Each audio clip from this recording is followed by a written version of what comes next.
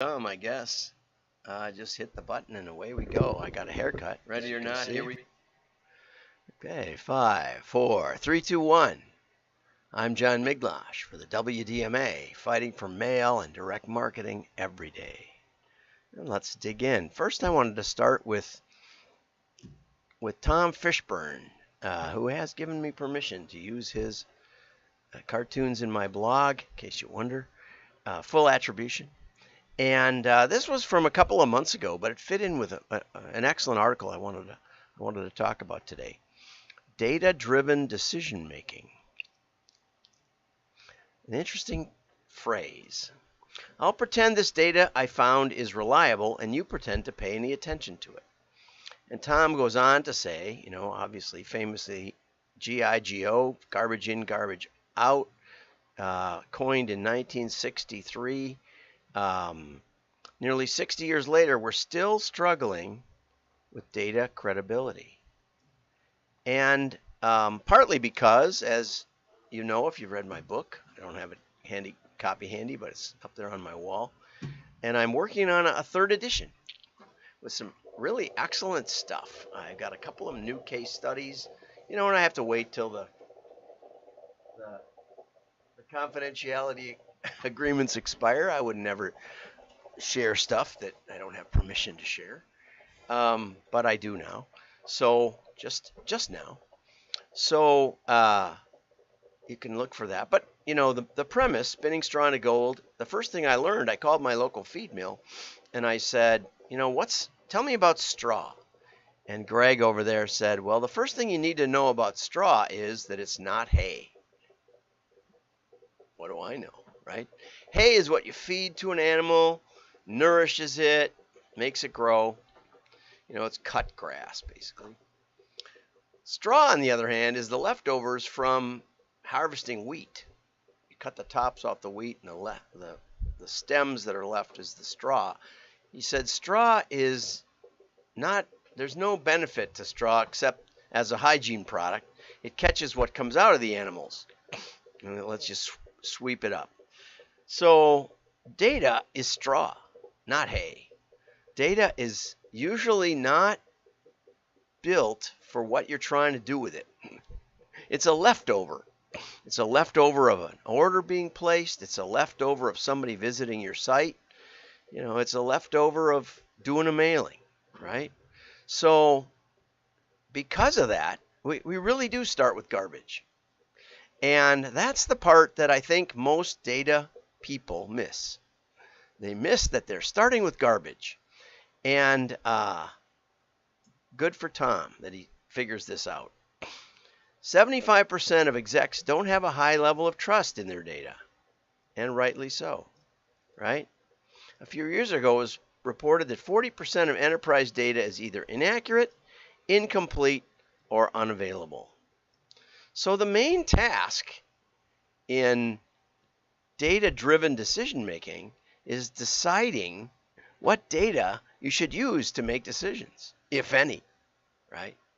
If any.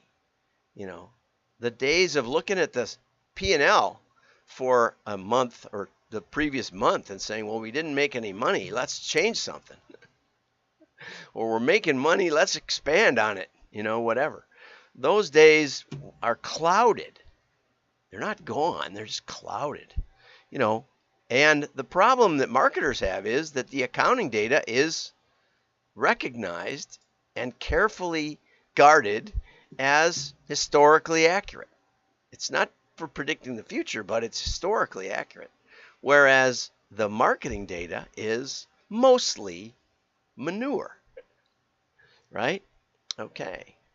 We're not that much smarter than we used to be, even though we have much more information. And that means the real skill now is learning how to pick out the useful information from all this noise. And that is the real heart of the problem, from Nate Silver, who got it famously wrong in 2016. We have to learn. Okay, so anyway, no, not going into that completely, but here's an excellent article by Bobby Gray from The Drum, one of the better ones I've ever read.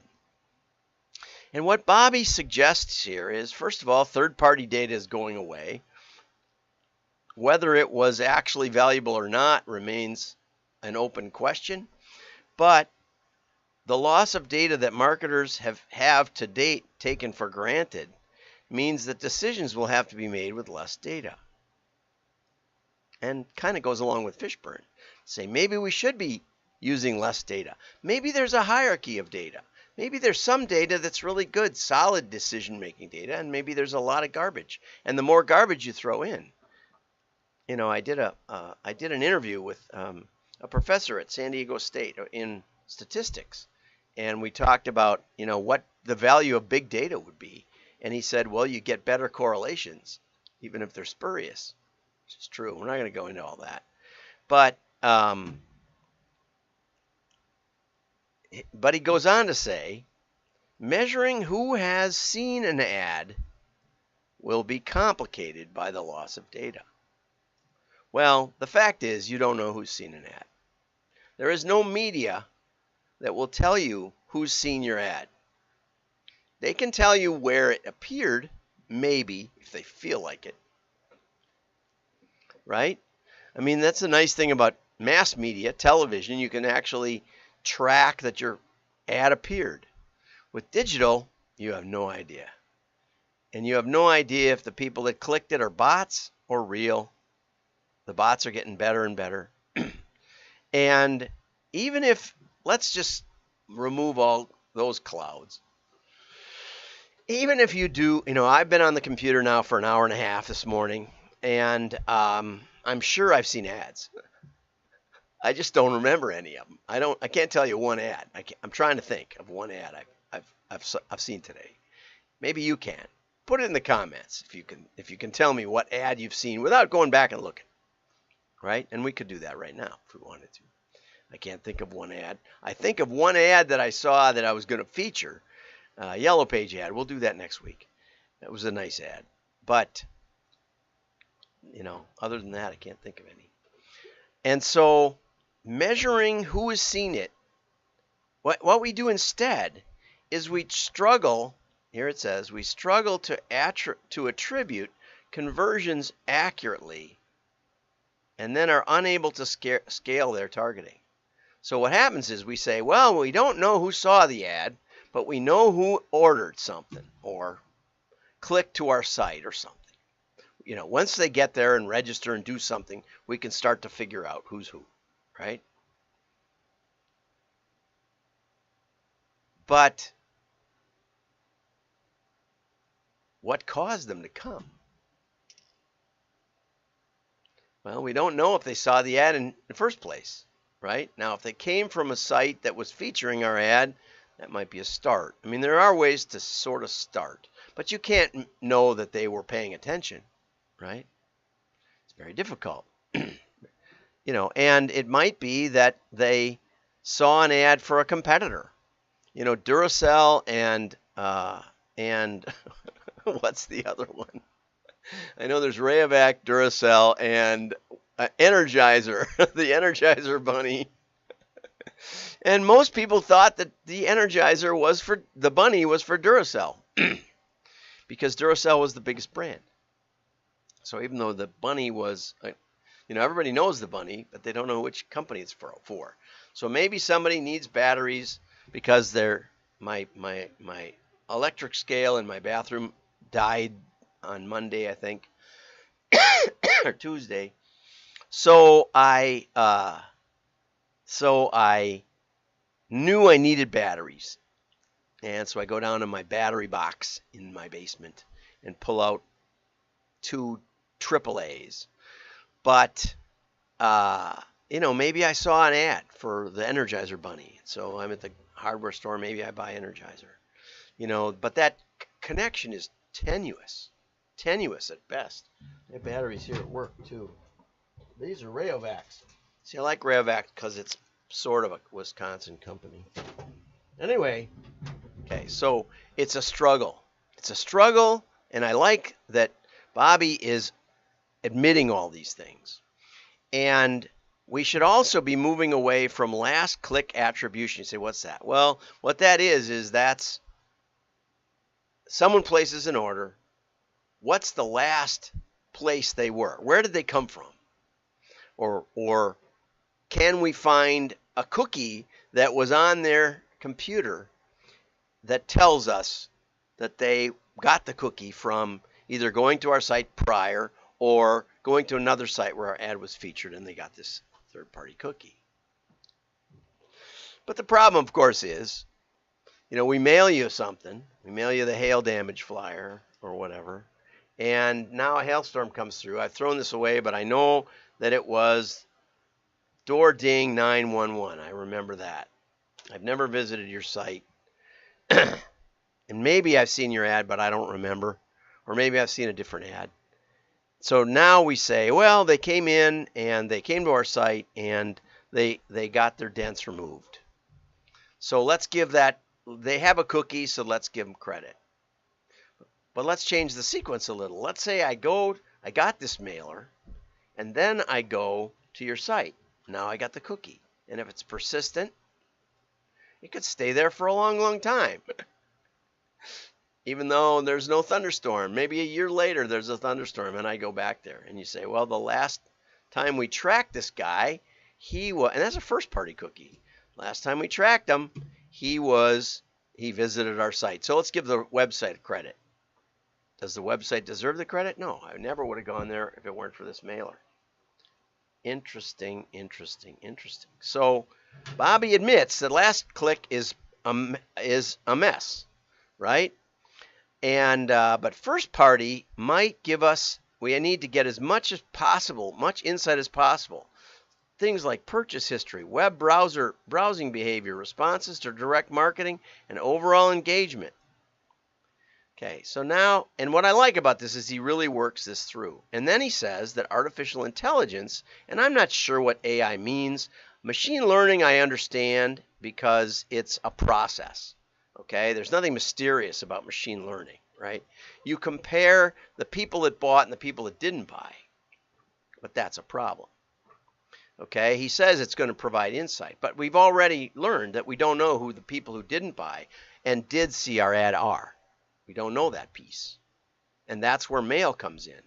Mail shines because with mail, we can know who got the piece. We started with a mailing list. We didn't start by throwing postcards out an airplane window or dropping them from a balloon, which would be like mass media. Let's drop them all from a balloon, and what we would have then, I worked with Blockbuster Video, and we ran the numbers, and I said they wanted to do a catalog. And so I declined to work with them because I said it can't possibly work financially. I said the only way it could maybe work is if you handed it out at the store and saved a bunch of postage. But then you wouldn't know who got it, right? You lose the benefit of your data. You'd only have the buyers. You wouldn't have the engaged, right? So mail, if you don't drop it from a balloon, has the advantage of we know who we wanted to see it. We know it got delivered because the Postal Service does. We know that it went to a decision maker because not everybody in the household can throw things away. We also know that there was some level of engagement because even if you have no interest in hail damage, you think, well, I might need that someday. You might pin it up somewhere, or you might know somebody. One of my best friends got their car all beat up, like 80 dents from a big hailstorm 2 weeks ago. So I might, ask them about that. But so I could pass it along. But what you know is that I had to think about it before I threw it away. Because it might be important, it might be meaningful, and it might not be meaningful. But even if it's not meaningful and all I do is throw it away, I touched it. And your brain has 10 times more touch receptors than it has sight receptors. So everything you touch, and partly that's because you burn stoves. You can look at a hot stove all day and it won't hurt. Don't look at the sun. That would hurt. But even then, it doesn't hurt enough because it doesn't stop people from looking at the sun. People do that. Okay? But touch receptors, you touch that hot stove, man, you are going to, a burned hand teaches best, said Gandalf. So anyway, that's why we need touch receptors. We need those babies because we touch things that are dangerous. And it's right there immediate, okay? Now, here's the part where Bobby and I part. AI and ML provide marketers with insight. You know, we had a really great client the last couple of years, and they tested us with 2 different modeling companies, and for the first time that I know of, we didn't win. We always beat other modeling companies all around the world, and well documented. And this time we didn't win. Now, there was a piece of information, a little bit like a third-party cookie. Catalog companies share their data. They share who their buyers are. And so I may not be buying from your catalog anymore, but I may be buying from a competitor. So I might have quit buying from LL Bean, but I'm still buying from Land's End. And so if they share that, and I don't think that either of them share. I know Land's End doesn't do it. As far as I know, Land's End doesn't do that. You have to trade list with them directly. But some do, some don't. But enough of them do that we can get a picture of your household and say, well, this is a household that is actively buying through, you know, remote channels, I'll call it. That's probably the best name, and it's not one that's widely used. But anyway, so we can tell if you're buying from remote channels. So you may have stopped buying from us, but you may not have stopped buying, or you may have passed away or whatever else. So with that one variable, we can tell from our people that haven't bought from us in a while, 2 to 4 year, haven't bought in 2 to 4 years. That's a very difficult thing to figure out. If it's more than 4 years, there's much hope. But if it's between there, you say, well, should we mail them or should we not? That's kind of what our segmentation does and our machine learning does. How much should we spend on those people? And so that one piece of information is very helpful. And we'd been promised that piece of information for 2 years and never did get it. And so when we were tested, we didn't have that piece, and the other 2 companies did. And so I asked our client, I said, well, do you know why they won? Why they beat us? So I do probably, but they said, no, they each have their secret sauce. And here's the biggest problem with most machine learning is that it uses so many variables, most of which are garbage, as we've already pointed out. Even first-party data can be garbage. Geodemographics, we have 300 or something. Of that, 20 probably work. We use the others just to see what happens, but we mostly throw them away because they don't work in the real world. So I just have to answer this or it does bad things to me. So I'll just hang up on them. So funny, now they're learning to call right after 10. So anyway, most machine learning, they said, the client said, well, they have their secret sauce and they each have that and they don't tell us why it works. They just show us that it works. Well, at least they test, so that's something. But without that, you can't form informed product recommendations, predict customer lifetime value, etc. So Bobby concludes that ML and AI are frightening because getting comfortable with these disciplines, but getting comfortable is critical. And tackle, that word tackle brought to mind when we built the variable for Cabela's. We found all the sporting goods stores with bait, rod, reel, tackle, bass, trout, those kinds of words in their name. Anyway, but I taught Dick Cabela how to get comfortable with machine learning. And the way I did it was I walked him through our process, which is totally transparent. And at every step he'd say, yep, that's what fishermen are like. Now, Dick Cabela was not a statistician. And when I pitched Cabela's, the marketing department said, put your computer away. I said, it's just a slide. It's a slide machine right now, slide projector. They said, do you want to get this or not? Put your computer away. The modeling guys from New York came in with all their statistical talk. Dick's a -3 on statistics and computers on a scale of 1 to 10. So, but Dick got it, and you can get it too. And I'd like to reach out to Bobby, I will, of course, after, and say, maybe we should talk about understandable machine learning where it aids the decision-making process rather than just letting your engine try to make your decisions for you. Great article. Have a great day. Like and share. Your friends will know you're smart.